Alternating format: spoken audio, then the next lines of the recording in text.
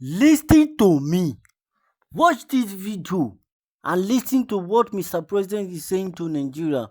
Watch the video and tell me your thoughts. Tell me your comments. Tell me what you think in the comment section.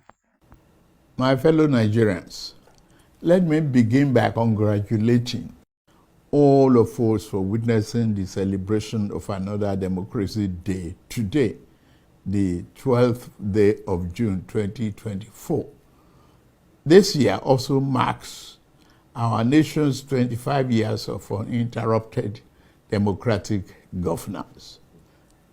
On this day, 31 years ago, we entered our rites of passage to becoming a true and enduring democratic society. Going through this passage was hard and dangerous. During the fateful 6 years that followed, we fought and struggled for our natural rights as human beings, put on this earth by the divine hand of our Creator.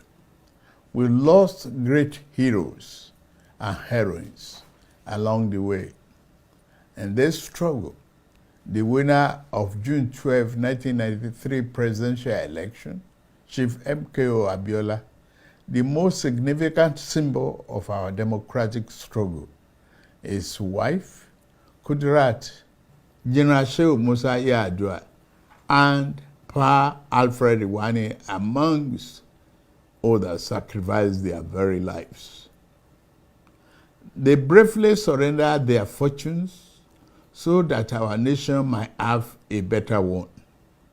Let us honor the memories of Chief Anthony Enahoro, Chief Abraham Adesanya, Commodore Dan Sulaiman, Chief Arthur Nwankwo, Chief Chukwuemeka Ezeibe, Admiral Ndubuisi Kanu, Chief Frank Kokori, Chief Bola Ige, Chief Adekunle Ajasin, Chief Ganiu Daudu, Chief Ayo Fasanmi, Chief Gani Fawemi, Chief Olabi Idrojaye, Dr. Beko Ransom Kuti, Chima Ubani, and others who have transited to higher realm.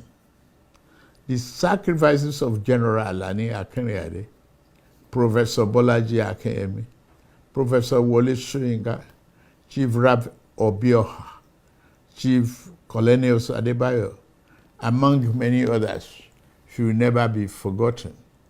For at least 6 years, they bore the pain and difficulties of life in exile. While the exiled pro-democracy activists kept the fire burning, their comrades at home sustained the pressure on military leadership. Among the latter are Olisa Agbakoba, Femi Falana, Abdul Oro, Senator Shehu Sani, Governor Ubasani, Chief Olufalaye, and other National Democratic Coalition leaders such as Chief Ayo Adebanjo and Chief Ayo Okpadokun. The sacrifices they made and the precious gift brought about by their selfless devotion can never be repaid nor forgotten. We could not have won the battle against dictatorship without the irrepressible Nigerian journalists who mounted the barricades along with the pro-democracy activists. We celebrate them today, along with their media establishments, such as The Punch, The Guardian, National Concord, Tribune, The News and Tempo, and Tel magazines. The undemocratic government of the day proscribed these media establishments and jailed their journalists for standing for free speech and civil liberties and the sanctity of the June 12th elections. Despite the leather might of the authoritarian government, what appeared to be high and unyielding walls of dictatorship came tumbling down. The dismal fortress exists no longer.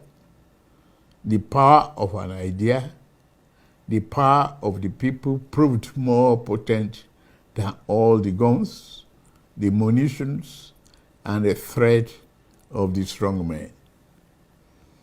The nation exited the yoke of dictatorship in 1999 to become the most populous democracy on African soil, the beacon of democratic self-determination for the black race and one of the largest democracies in the world. This change stands as a pivotal moment in human history. From this change, we shall never turn, nor shall annals of mankind's progress forget the sublime meaning of this great moment. Today, 25 years later, we celebrate the silver anniversary of our journey in democracy. We have studied the course. Democracy is neither a foreign nor abstract concept devoid of real-life meaning for us. Neither can we afford to reduce or minimize it to being nothing but the mere holding of periodic elections where one candidate and party outdo another. While elections attract democratic attention, they are but one aspect of democracy. Democracy is a way of life that encompasses a broad outlook of which elections are but a part. As such, a nation can have elections without being democratic, but a nation cannot be truly democratic without holding elections. That we have established a tradition of holding transparent, open, and fair elections gives credence to our democratic standing. That we have experienced peaceful transitions of government affirms our democratic temperament. Fellow Nigerians, true democracy shined its light on the daily lives of the people who live under its nurturing wings.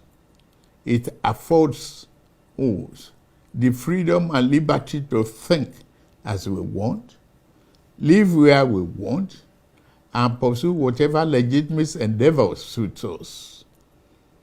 Democracy does not assume some false or forced unity of opinion.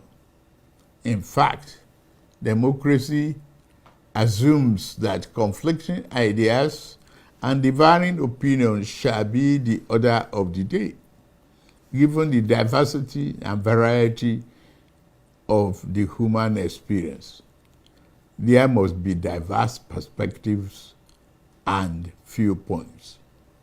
What democracy demands is that we do not resolve differences through force and repression, but we make allowance for the legitimacy of views that differ from our own. The other forms of government imposed against the will of the people. Democracy aims to make leaders who conduct themselves as servants of the common good, not as viceroys of the narrow interests of the might. My dear compatriots, Nigeria faced the decision of untold gravity 25 years ago, whether to veer towards better destination or continue aimlessly in fog of dictatorship. We made the right choice then. We must continue with that choice now. As Nigerians, we must remind ourselves that no matter how complicated democracy may be, it is the best form of governance in the long run.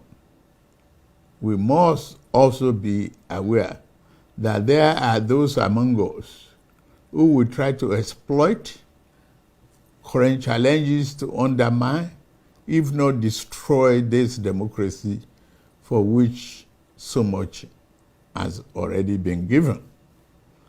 This is the great battle of our day and the major reason we specially celebrate this day as Democracy Day.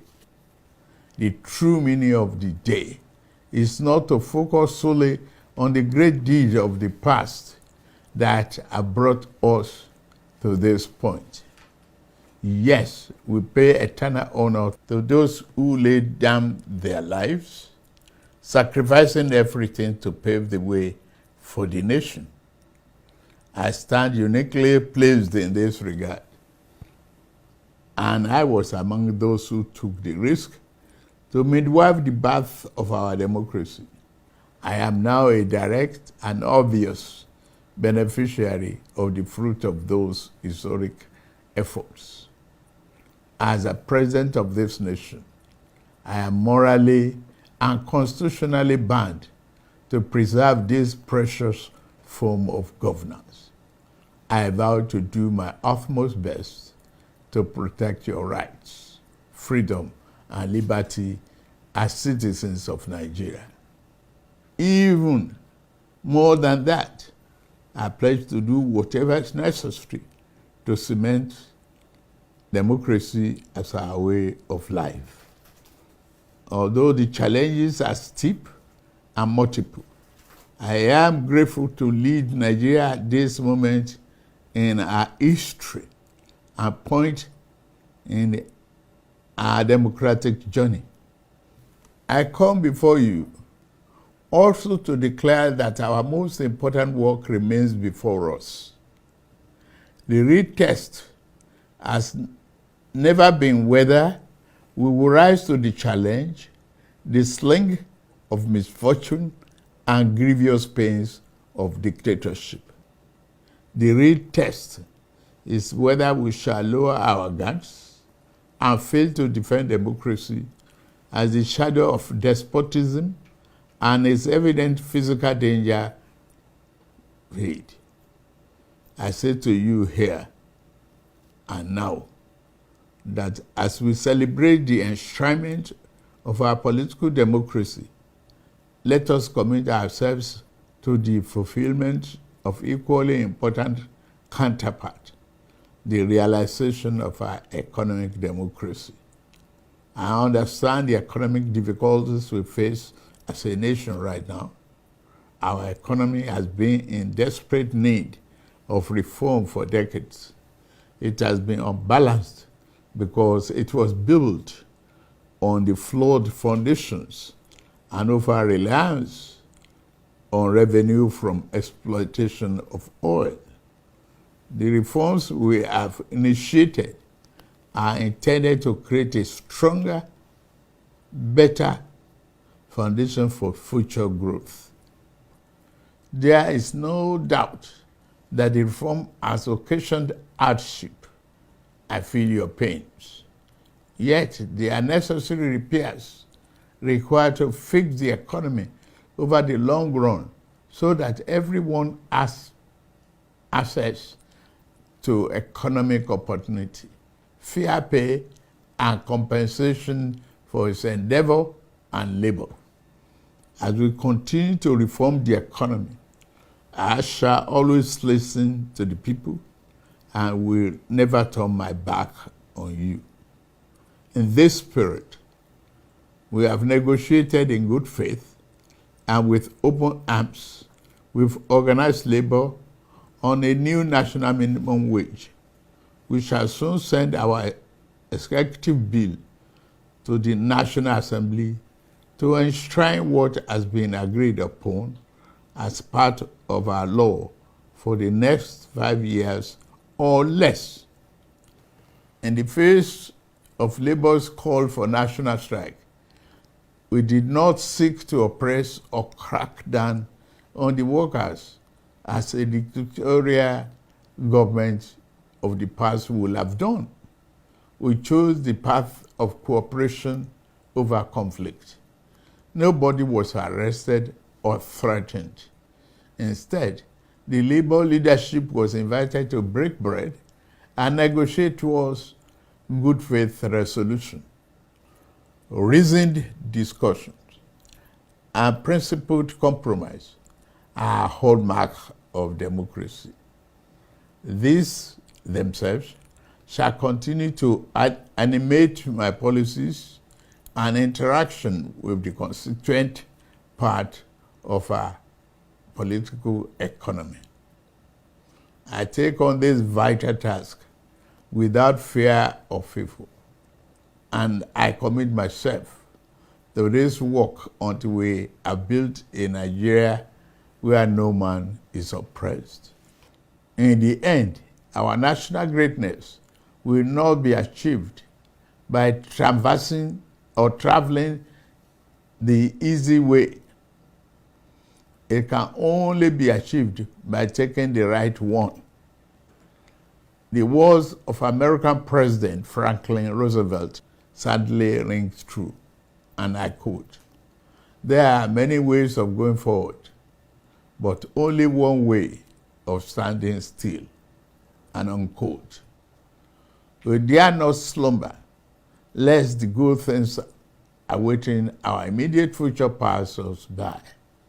We dare not plant our feet in the idle standstill in the middle of the intersection of hope and despair. We know the proper way forward, and we shall take it. The initial rays of a brighter tomorrow now appears on the horizon. An abundant future and our capacity to achieve that future lies within our reach. Democracy and the institution it begats over to take us to our profound destination. Let us board this progressive train together. And together, let us move Nigeria forward. Let's continue to keep the fire of democracy burning.